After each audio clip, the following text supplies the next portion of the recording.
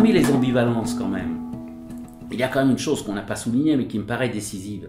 C'est qu'un joueur qui est captif et qui est passionné par le jeu acquiert des compétences ludiques. C'est-à-dire qu'il construit des stratégies, il construit des hypothèses, il construit des calculs, il repère des coups, il recherche effectivement des techniques, des méthodes pour travailler le jeu. Parce qu'il se met à travailler le jeu.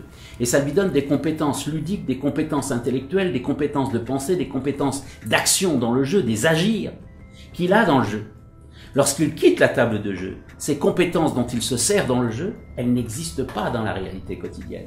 Lorsqu'il va à la boulangerie ou lorsqu'il va à son travail, mais ces routines qu'il absorbe, métro, boulot, dodo, ne lui donnent pas un sentiment de compétence. Il n'a pas de sentiment de puissance. Il n'a pas le sentiment de savoir se débrouiller avec ce qu'il sait faire dans le jeu. Alors pourquoi abandonnerait-il ce savoir du jeu, ces compétences ludiques que le jeu lui a procurées, au profit de quoi?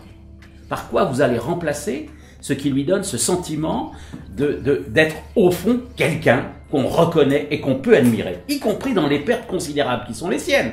C'est peut-être même là qu'il est le meilleur. Le seigneur sait perdre. Voilà. Et quand il sait perdre, effectivement, on reconnaît la classe.